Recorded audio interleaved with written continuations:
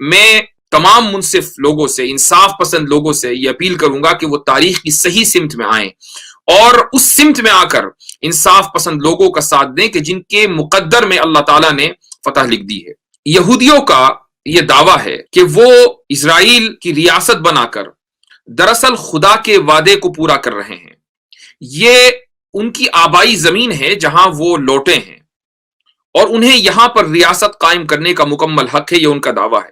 आज मैं उस दावे को इंशाअल्लाह आप लोगों के सामने रखूंगा और इस दावे को समझने की कोशिश करूंगा कि इस दावे में कितनी सदाकत है, कहां तक ये क्रेडिबल है और इस दावे में कितनी क्रेडिबिलिटी हो सकती है, ये कितना अपीलिंग है।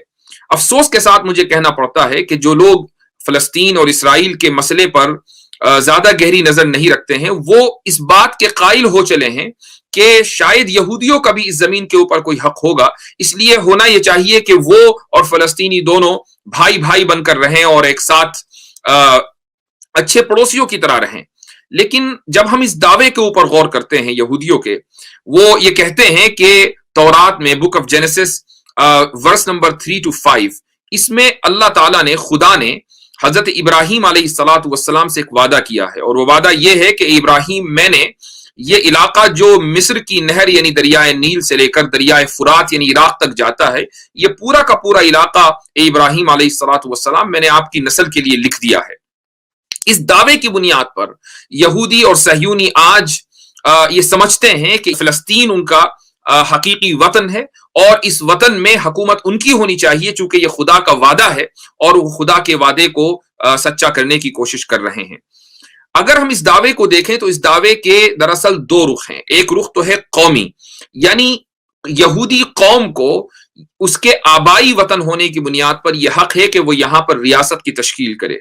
तो एक तो रुख यह है इस दावे का, और दूसरा रुख इस दावे का मजहबी है कि मजहबी बुनियादों पर यहूदियों को यह हक है कि वो इस जमीन के ऊपर अपनी रियासत कायम करें।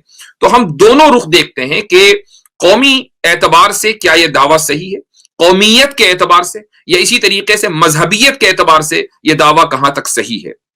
तो सबसे पहले हम कौमियत को ले लेते हैं। अगर यही दलील है कि चूंकि यहूद यहां आज से 2000 साल पहले बसते थे, इस वजह से यहूदियों की यह सरजमीन हो गई और इस वजह से यहूदियों को यहां पर अपना मुल्क कायम करने की इजाजत हो गई, तो यह दलील इसलिए दुरुस्त नहीं है कि यहूदी कोई पहली कौम नहीं है जो इस इलाके में बसी है। यहूदी भी बसे थे, लेकिन उनसे पहले दो कबीले जो आज की तारीख में अरब कबीले कहलाते हैं, ये दो कबीले यहूदियों से हजारों साल पहले से इस इलाके में रहते आए हैं। उनमें पहले कबीले का नाम है यबूस और दूसरे कबीले का नाम है कनान। तो यबूसी और कनानी दोनों कबीले इस इलाके के अंदर बसते आए हैं, उन्हीं की औलाद आज के मौजूदा फिलिस्तीनी है। बल्कि तौरात में यबूस का तस्करा आया है। इसी तरीके से यहूदियों का यह भी दावा है कि तौरात में बहुत सी जगह यरूशलम का तस्करा आया है, इस वजह से यरूशलम उनका होना चाहिए। इसकी जो असल है वो ओरशालम है, और ओरशालम यबूस के एक बुत का नाम था कि जिसके नाम पर यह शहर बसा है। यरूशलम को अपना समझना और उस नाम को जिंदा रखना इस बात की दलील है कि यहूदियों से बहुत पहले यबूसी ट्राइब कबीला यहां पर आबाद था और उन्हीं की नस्ल ने बाद में इस्लाम कबूल किया, कनानियों ने इस्लाम कबूल किया, आज जिनको सारी दुनिया अरबों के नाम से जानती है। हजरत इब्राहिम अलैहिस्सलातु वस्सलाम इस इलाके में कई सदियों के बाद आए हैं।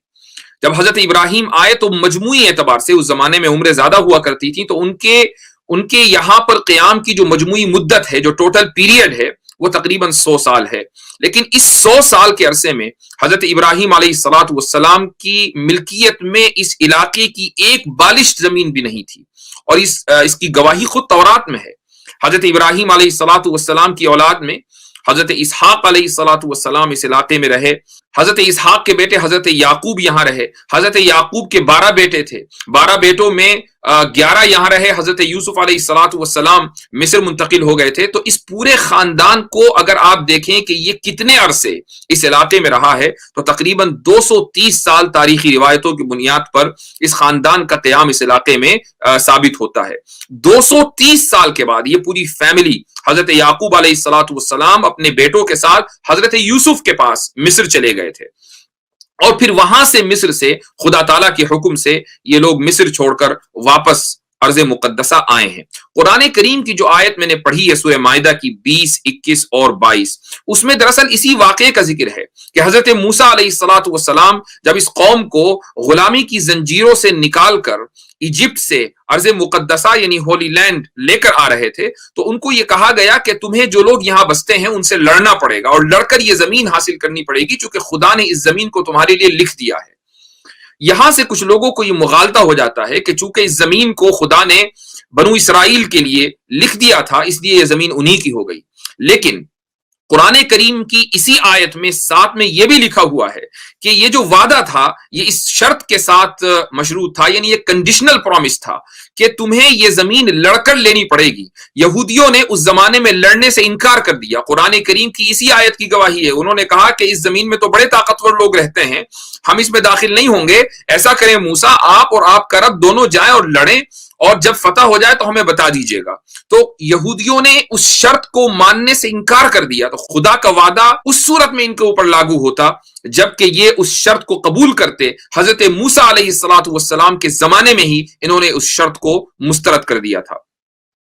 اسی طریقے سے اگر ہم تاریخی اعتبار سے دیکھیں، میں ابھی دعوے کی جو پہلی نوعیت ہے یعنی کس قوم کا اس ہولی لینڈ کے اوپر زیادہ حق ہے، میں اسی کے اوپر ابھی بات کر رہا ہوں کہ قومیت کی بنیاد پر اگر ہم دیکھیں تو یہودیوں کا کوئی حق نہیں بنتا، چونکہ اس سے پہلے بہت سی قومیں وہاں پر آباد رہتی آئی ہیں جن کی اولاد آج عرب کہلاتی ہے۔ اگر واقعی یہ ہولی لینڈ یہودیوں کا ہوتا تو جب زائنزم تحریک قائم ہوئی اور زائنزم کے بانی تھیوڈر ہرزل نے جو کہ ایک جرنلسٹ تھا اور اپنے آپ کو سوشل ایکٹیوسٹ کہتا تھا، جب اس نے زائنزم قائم کی اور اس تحریک کے روح روا لوگوں نے یہ طے کیا کہ یہودیوں کی اپنی ایک ریاست ہونی چاہیے، اپنا ایک گھر ہونا چاہیے، تو کیا وجہ ہے کہ انہوں نے سب سے پہلے فلسطین کے بارے میں نہیں سوچا؟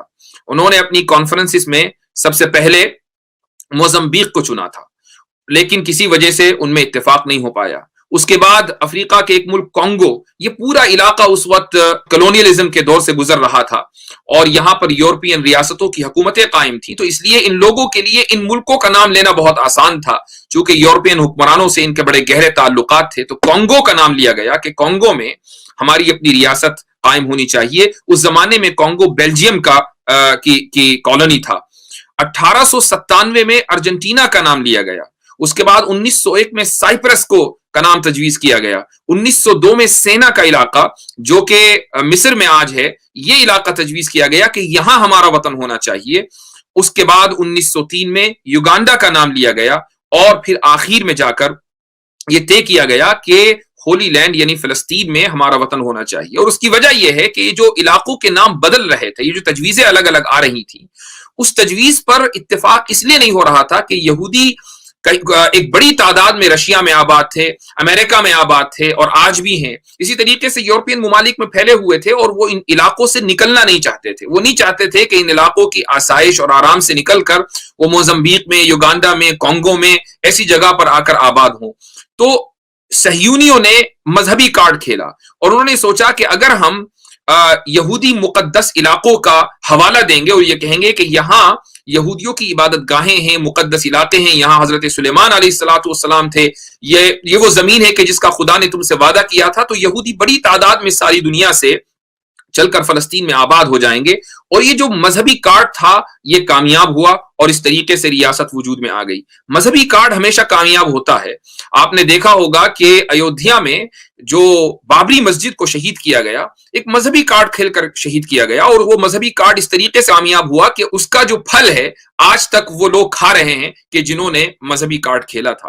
حالانکہ تاریخی بنیادوں پر یہ بات ثابت ہو چکی تھی کہ بابری مسجد کسی بھی مندر کو توڑ کر بنائی نہیں گئی تھی۔ تو ان باتوں سے یہ ثابت ہوا کہ یہودیوں کا قومی اعتبار سے اس علاقے کے اوپر کوئی حق نہیں بنتا اگر ان کی یہ دلیل ہے کہ چونکہ پہلے وہاں وہ لوگ رہتے تھے، ان کے آبا و اجداد رہتے تھے، تو پھر عربوں کا کیس اس سے زیادہ مضبوط ہو جاتا ہے چونکہ ان کے آبا و اجداد یہودیوں سے بہت پہلے سے وہاں رہتے چلے آئے ہیں۔ اس دعوے کا ایک مذہبی رخ بھی ہے، اور وہ مذہبی رخ یہ ہے کہ تورات میں ان لوگوں کا دعویٰ ہے یہودیوں کا کہ ہم سے یہ وعدہ کر لیا گیا حضرت ابراہیم سے کہ یہ پورا علاقہ اے ابراہیم علیہ الصلوۃ والسلام آپ کی نسل کو دے دیا گیا، تو تورات کا چونکہ یہ ہم سے وعدہ ہے اس لیے یہ زمین ہماری ہے۔ یہ ایک مذہبی کارڈ ہے۔ ہم غور کرنے کی کوشش کرتے ہیں کہ اس مذہبی دعوے کی کیا حیثیت ہے۔ حضرت ابراہیم علیہ الصلوۃ والسلام کی اولاد میں صرف حضرت اسحاق علیہ الصلوۃ والسلام نہیں ہے، حضرت اسماعیل علیہ الصلوۃ والسلام بھی حضرت ابراہیم کی اولاد ہیں۔ اگر تورات میں یہ وعدہ کر لیا گیا کہ اے ابراہیم اس علاقے کو آپ کی اولاد کو دیا، تو اولاد میں جہاں اسحاق علیہ السلام ہے وہاں اسماعیل علیہ السلام بھی ہے، تو پھر حضرت اسماعیل علیہ الصلوۃ والسلام کی نسل میں جو عرب ہیں ان کا حق اس علاقے پر کیوں نہیں ہے؟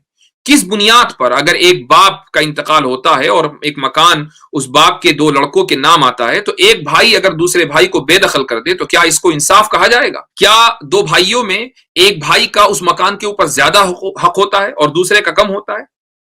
تو اگر ہم مذہبی اعتبار سے بھی دیکھیں تو حضرت اسماعیل علیہ الصلوۃ والسلام کی اولاد میں نبی کریم صلی اللہ علیہ وسلم ہے، اور نبی کریم صلی اللہ علیہ وسلم کے اوپر ایمان لانے والی امت کا بھی پھر اس علاقے کے اوپر اتنا ہی حق ہے اگر یہودی تورات کے ذریعے اپنا حق اس علاقے کے اوپر ثابت کرتے ہیں۔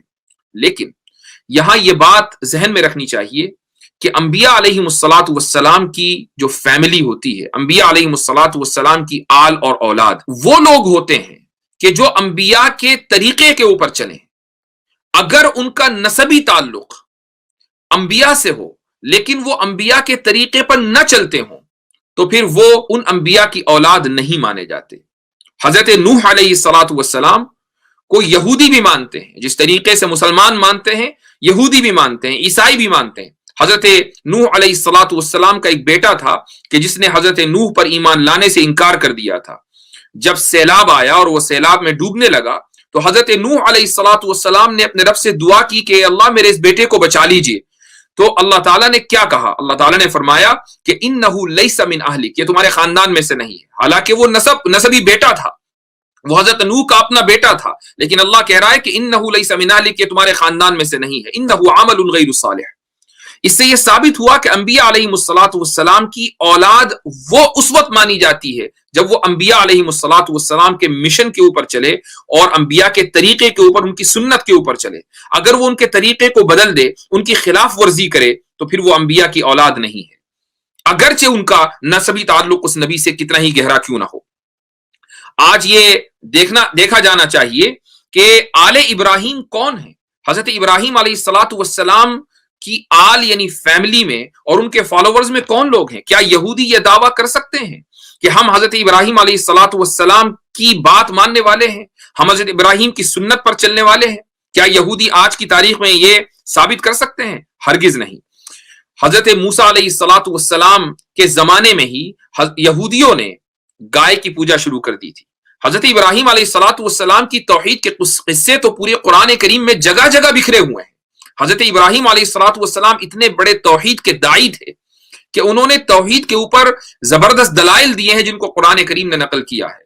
لیکن وہ لوگ جو ابراہیم علیہ الصلوۃ والسلام کو اپنا جد امجد مانتے ہیں، اپنا فور فادر مانتے ہیں، وہ حضرت موسیٰ کے دور میں ان کے سامنے گائے کی پوجا کر رہے تھے۔ یہ وہ لوگ ہیں جو انبیاء علیہ الصلوۃ والسلام کے قتل کے مرتکب ہیں۔ دنیا میں وہ کون سا جرم ہے جو یہودیوں نے انجام نہ دیا ہو؟ حضرت زکریا علیہ الصلوۃ والسلام کو انہوں نے قتل کیا، حضرت یحییٰ علیہ الصلوۃ والسلام کو انہوں نے قتل کیا، حضرت لوط علیہ الصلوۃ والسلام کے اوپر انہوں نے الزام لگایا کہ وہ اپنی بیٹیوں کے ساتھ زنا کیا کرتے تھے والعیاذ باللہ، حضرت سلیمان علیہ الصلوۃ والسلام کے اوپر انہوں نے الزام لگایا، حضرت عیسیٰ علیہ الصلوۃ والسلام کو ولد الزنا یعنی زنا کے نتیجے میں پیدا ہونے والا، یہ حضرت عیسیٰ علیہ الصلوۃ والسلام کے بارے میں والعیاذ باللہ کہا۔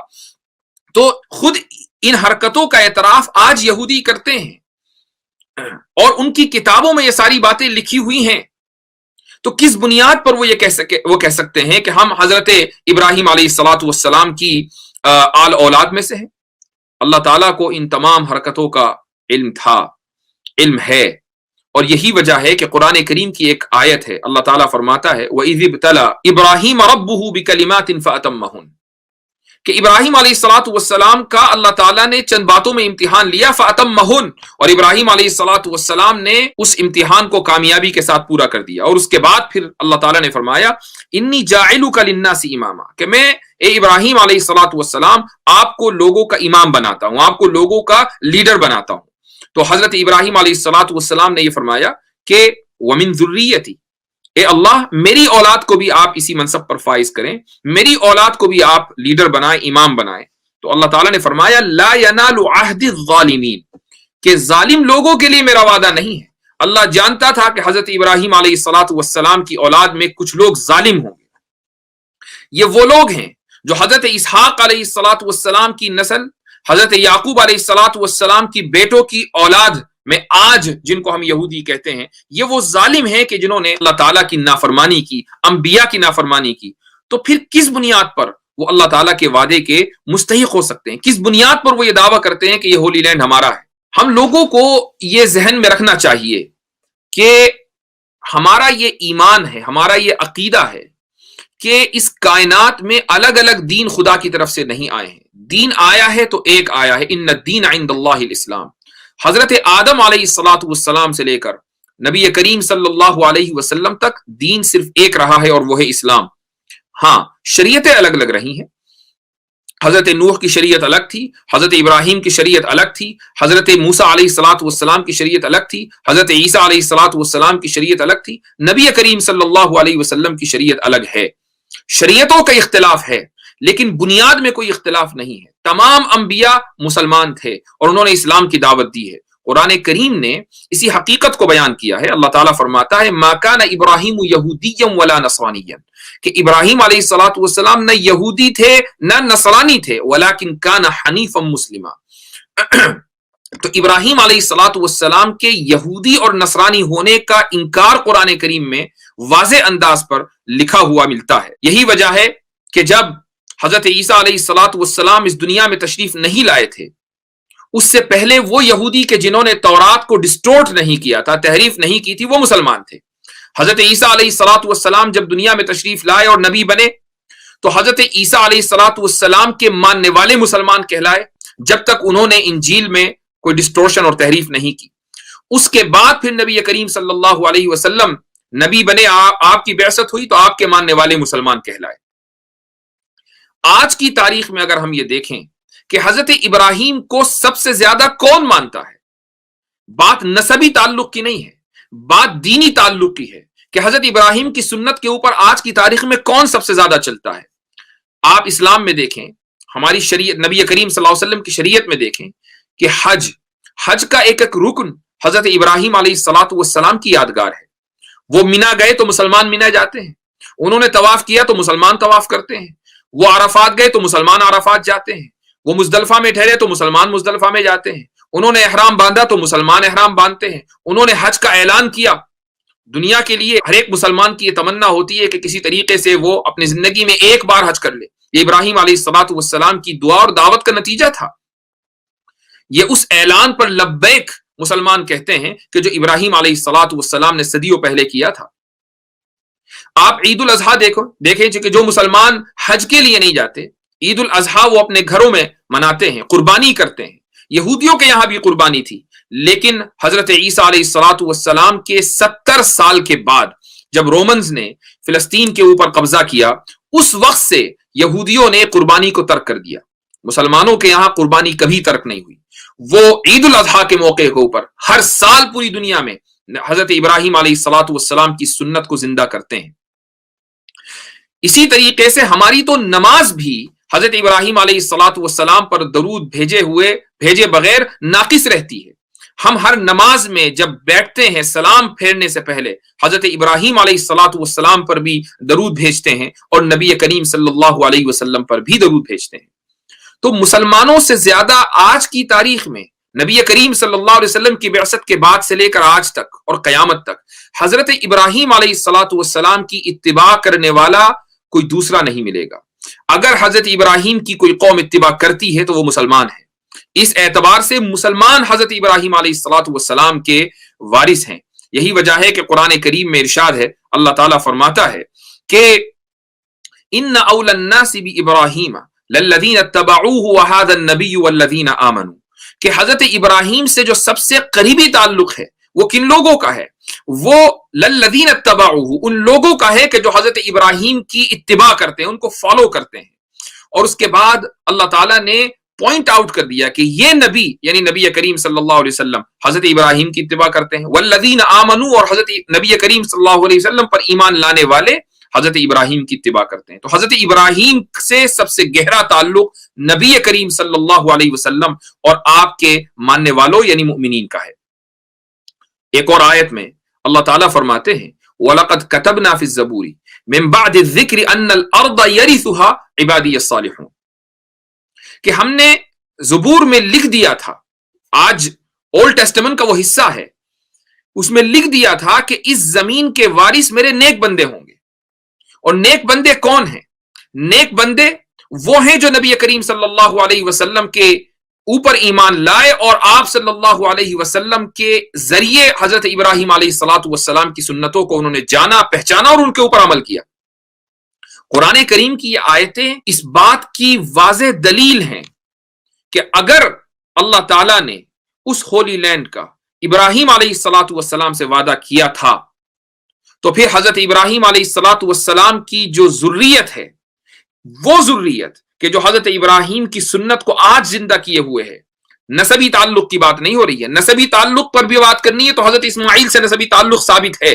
تو نسب کے اعتبار سے اور اتباع کے اعتبار سے، فالو کرنے کے اعتبار سے، دونوں اعتبار سے مسلمان اس بات کے حقدار ہیں کہ یہ زمین ان کو ملے خود تورات کی گواہی کے مطابق۔ یہ ساری بات میں اس لیے کہہ رہا ہوں چونکہ ہم یہ دیکھ رہے ہیں کہ کچھ عرصے سے مغربی اور یہودی پروپیگنڈے کی بنیاد پر لوگ یہ سمجھنے لگے کہ بھئی یہ زمین ان کے آبا و اجداد کی تھی، یہ لوٹے ہیں تو ان کو حق ہے یہاں پر ریاست قائم کرنے کا۔ ان تمام دلائل کی بنیاد پر یہ بات ثابت ہو چکی ہے کہ یہودیوں کو نہ تو قومیت کی بنیاد پر وہاں ریاست قائم کرنے کا کوئی حق تھا اور ہے، اور نہ ہی مذہبی بنیاد پر وہاں کوئی ریاست قائم کرنے کا حق ہے۔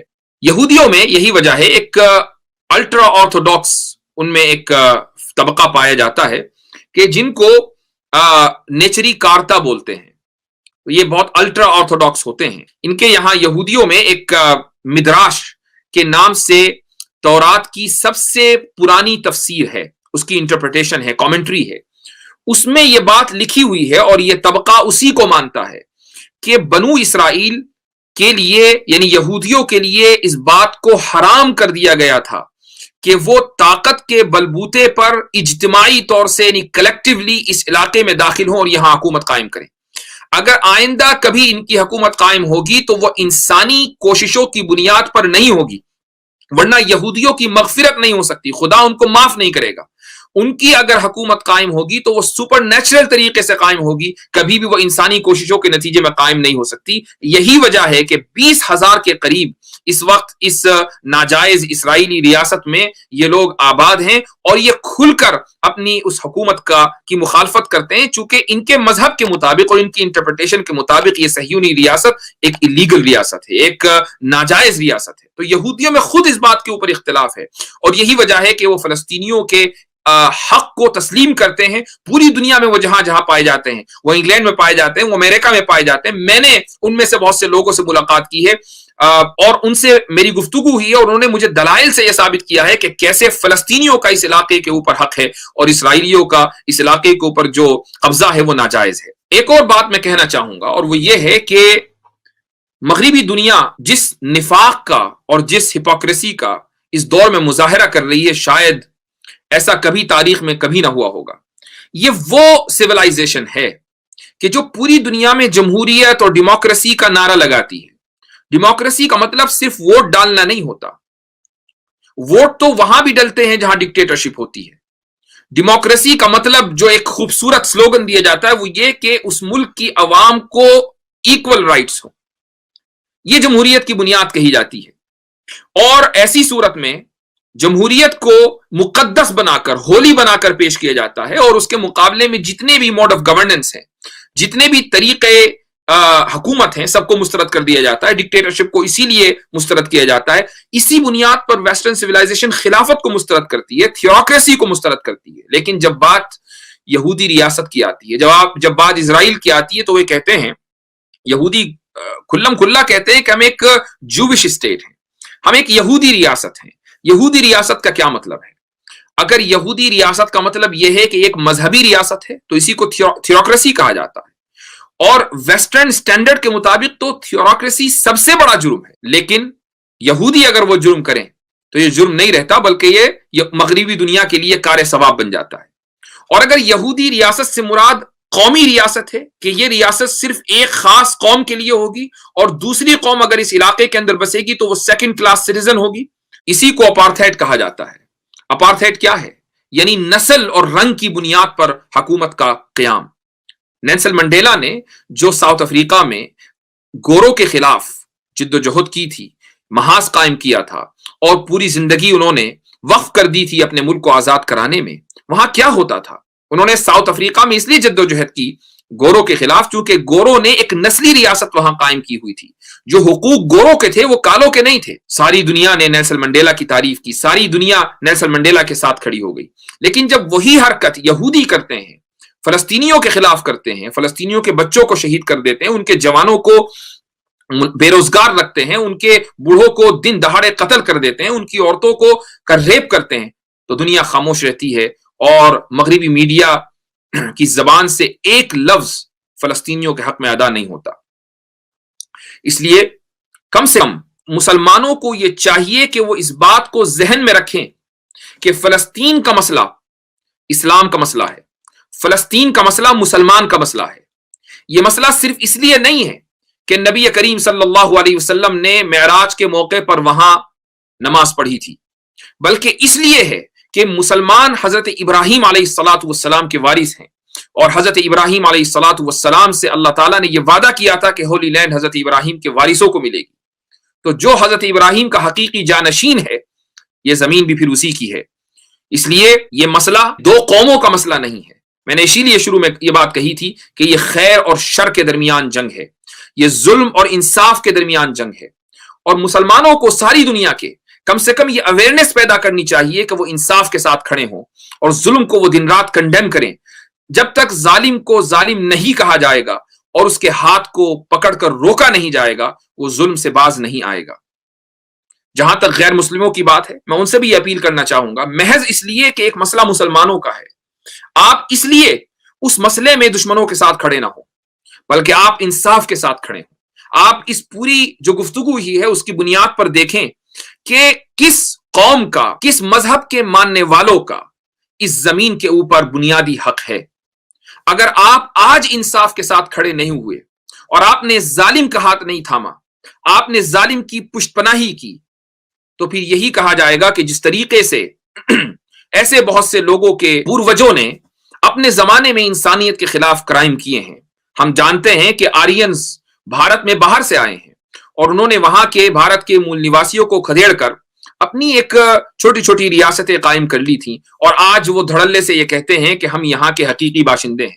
کچھ یہی نیریٹو یہودیوں کے یہاں چل رہا ہے کہ وہ باہر سے آئے اور اس کے بعد انہوں نے اپنی ریاست قائم کی، اور آج وہ یہ کہہ رہے ہیں کہ ہم یہاں کے اصل باشندے ہیں۔ اس لیے غیر مسلموں کو ظلم کا ساتھ نہیں دینا ہے، انصاف کا دامن تھامنا ہے، اور تاریخ کی اس سمت کے اوپر کھڑا ہونا ہے جس سمت کے مقدر میں خدا نے جیت اور فتح لکھی ہے۔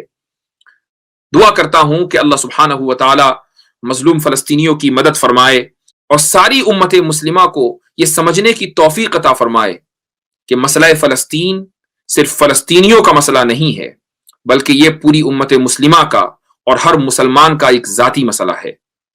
جزاکم اللہ خیر الجزاء وآخر دعوانا ان الحمد للہ رب العالمین۔